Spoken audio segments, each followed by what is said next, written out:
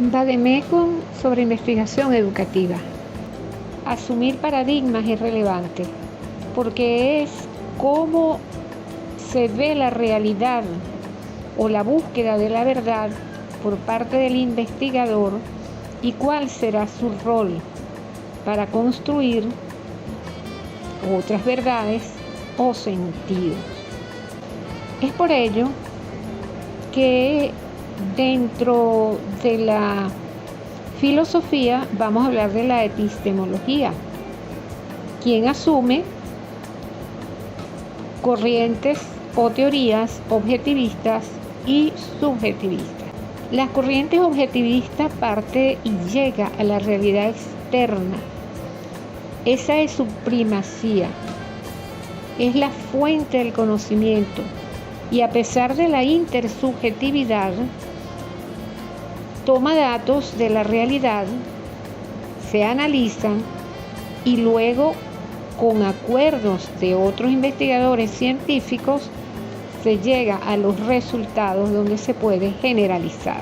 En el subjetivismo, su punto de partida y llegada no es la realidad externa, sino la idea, la mente humana.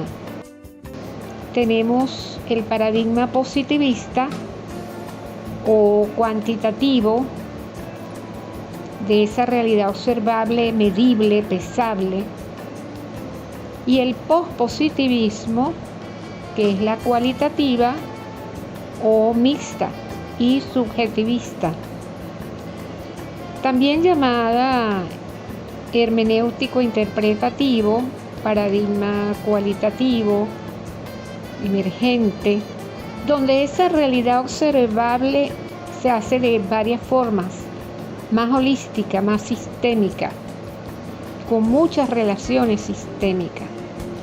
Y tenemos allí también el sociocrítico y la complejidad. Dentro de los elementos de los paradigmas de investigación, el investigador debe sustentarse en lo teleológico, en saber hacia dónde quiere llegar.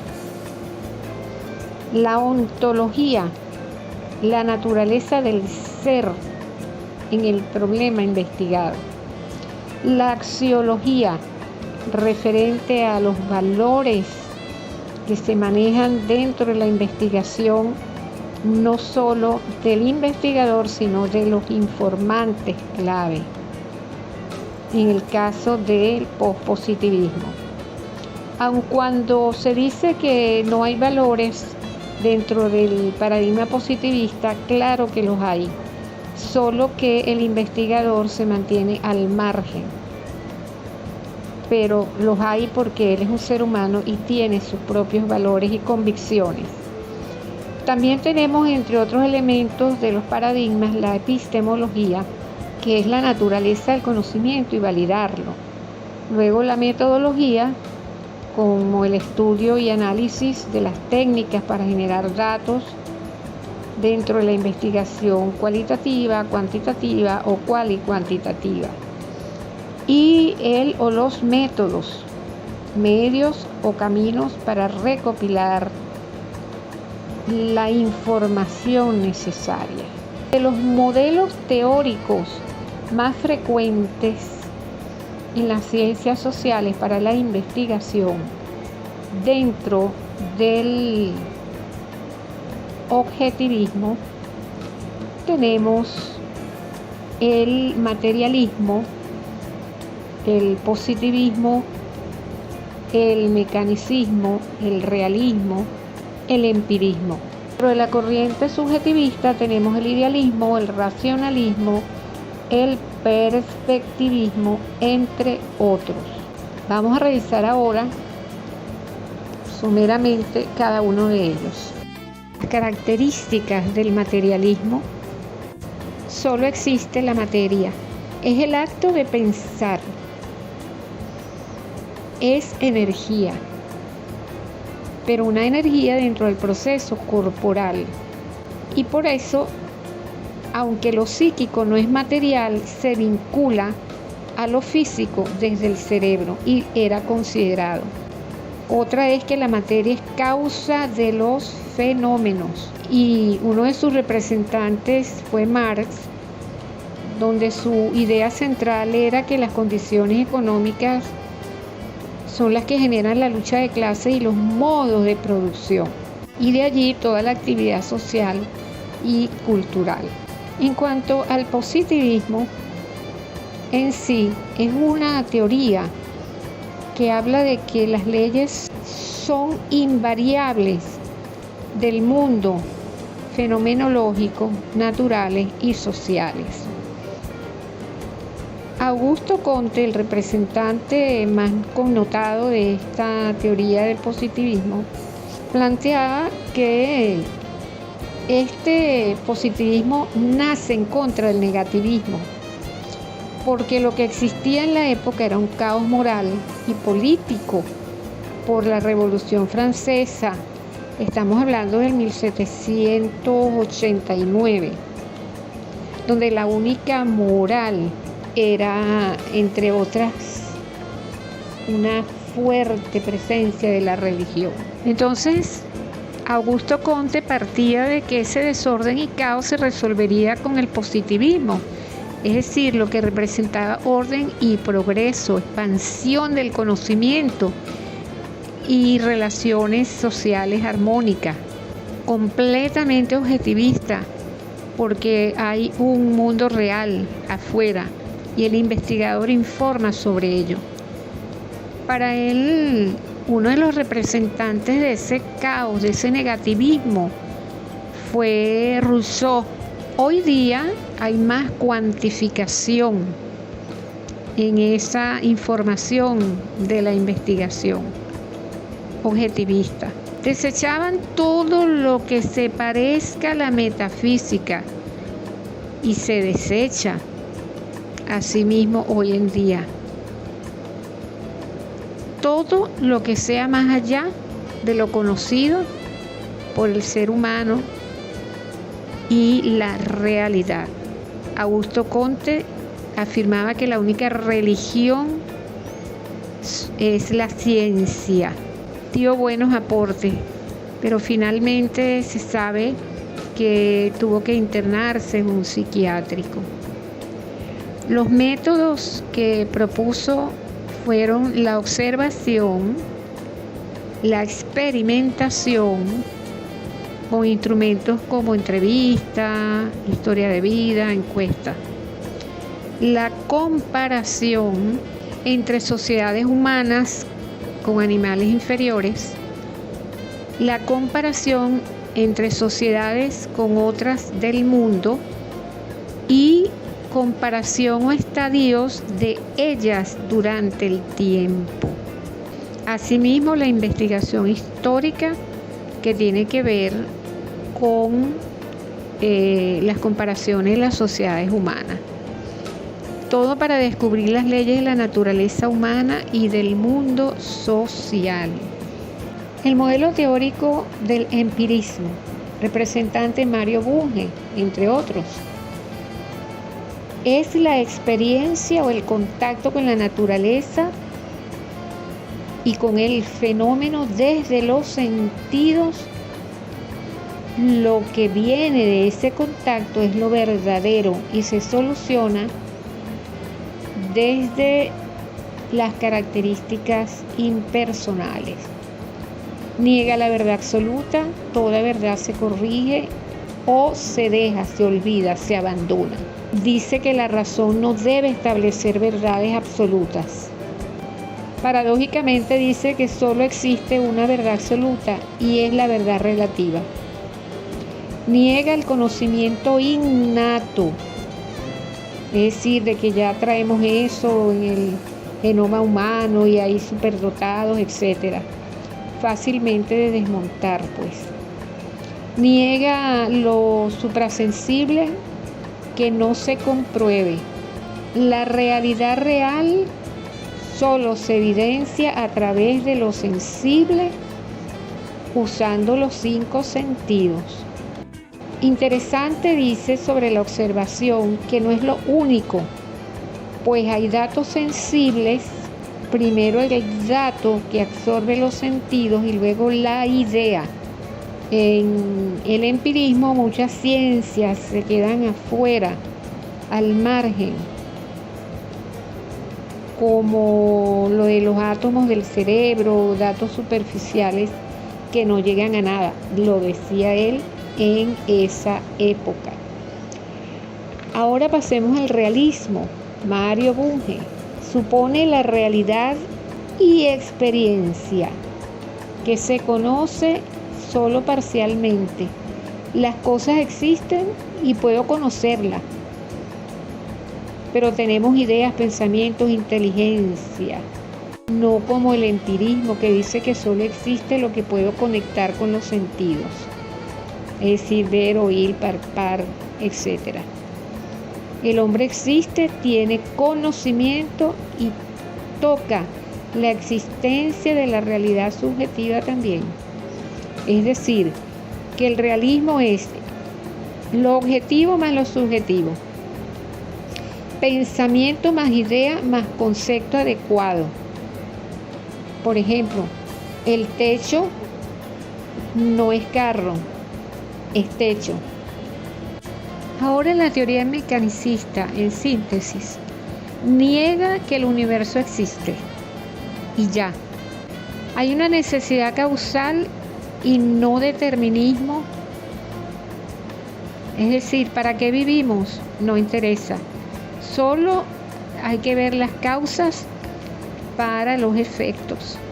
Da valor al análisis cuantitativo. Eso es ir al reduccionismo, a las leyes generales, naturales, que aplican a todo. Hay una extraordinaria generalización. Este modelo también ayudó a alejarse de los conceptos de la metafísica y lo teológico. El mecanicismo riguroso no aplica a mecanismos sociales.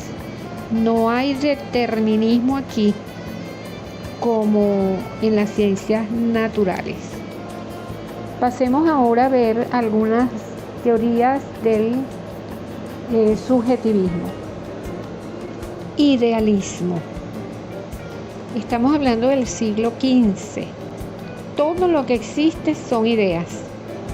Karl Popper sostiene que hay dos tipos de objetos de la conciencia: sentimientos y emociones. Objetos ideales, los de la lógica y la matemática. Se da dentro de un gran movimiento representado por tres grandes hitos, entre ellos la fractura universal de la religión entre los católicos y los protestantes, por ejemplo, donde el sistema planetario cambia de visión, se modifica, y donde la Tierra ya no es plana, es redonda, porque se contradicen las tesis. En el idealismo llamamos a Platón. Él decía que suficiente no es observar, sino pensar. Se posesiona así el idealismo. Con las ideas damos forma a la realidad. Se debe reflexionar, tener una actitud de introversión y no de extroversión. El conocimiento va del sujeto a las cosas, diferente al realismo, ¿no? No se es hombre primitivo, se piensa, se da forma a las cosas. El sujeto elabora conceptos y este modelo del yo hacia afuera se desarrolla posteriormente.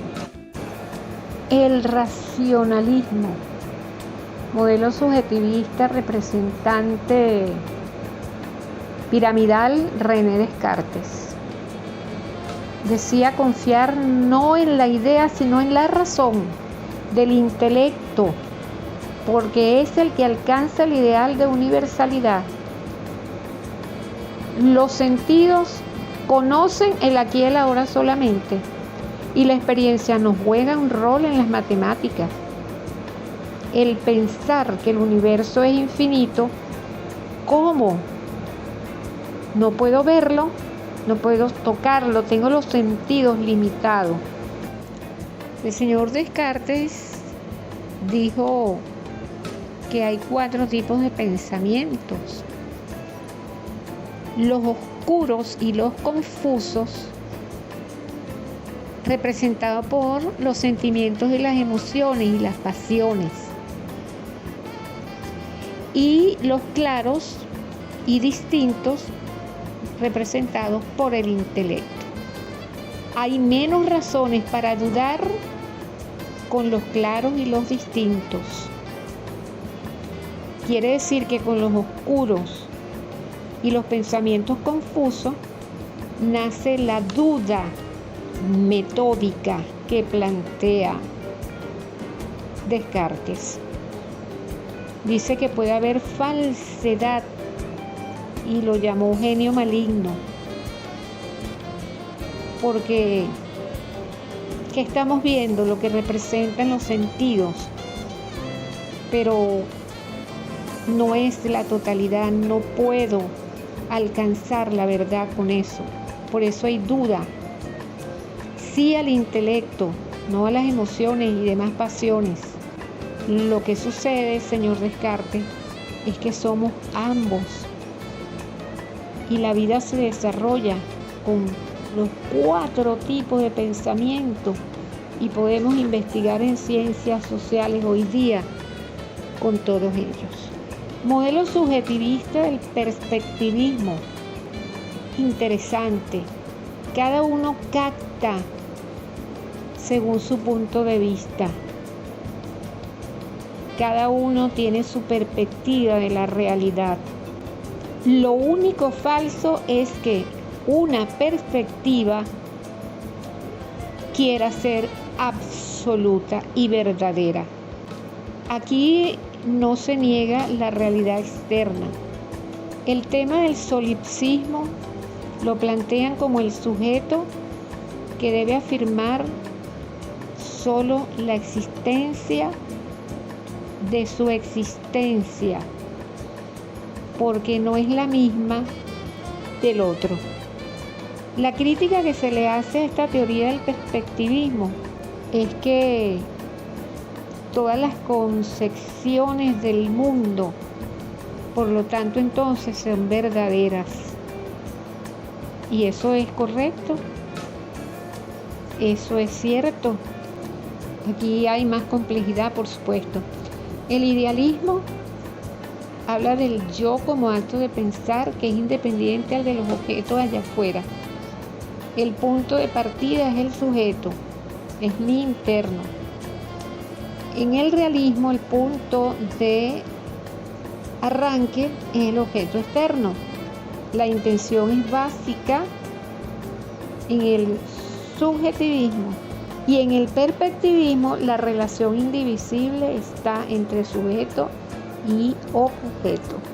Veamos ahora una síntesis dentro de lo que hemos visto. El positivismo u objetivismo explica la realidad, la predice, la mide, está libre de valores. Eso hay que revisarlo. Y generaliza el conocimiento. Esas son sus características básicas. El pospositivismo, subjetivismo, hermenéutica interpretativa, es holística, es divergente, es interrelacionada entre sujeto-objeto, y el resultado se da sobre el contexto dado, no se debe generalizar. La teoría sociocrítica, por ejemplo, explica la forma de su realidad con crítica para construir y solucionar. Hay compromisos de cambio en su interrelación in situ. Esa es la característica básica. Y la complejidad es la integración del conocimiento, es epistémico, logramático, recursivo, conoce y sabe que todo el conocimiento que se genera y se va a generar parte de la multidimensionalidad, de la transdisciplinariedad, es complejo para el investigador. Estos enfoques metodológicos, cualitativo, cuantitativo y cuantitativo, tiene cada uno un método, que no vamos a hablar ahora de eso. La fenomenología empírica es uno de ellos que describe. La fenomenología hermenéutica interpreta. Tenemos también el método de la teoría fundamentada, la etnografía, la observación, la experiencia del investigador, entre muchos otros métodos que son los medios para generar acciones sistemáticas para conocer y actuar dentro de la problemática de la investigación.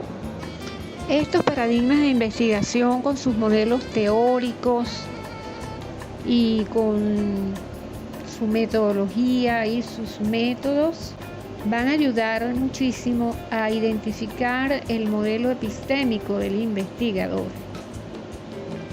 a sentirse más cómodo al investigar, de manera que entendamos que dentro de la subjetividad tendremos una visión más amplia, sobre todo en la multimetodología que podemos utilizar para asimismo dar validez científica dentro de una perspectiva holística del problema de investigación.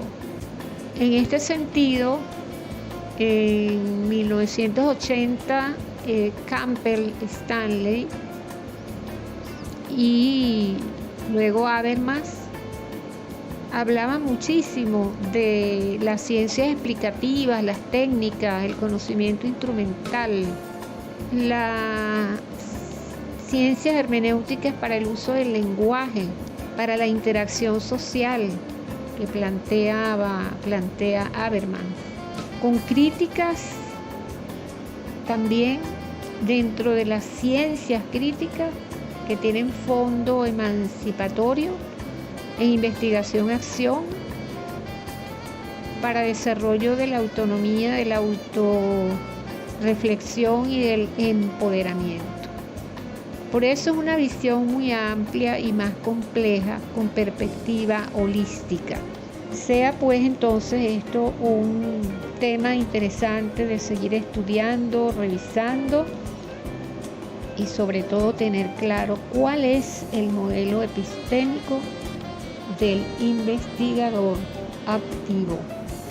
Muchísimas gracias por compartir, por estar allí.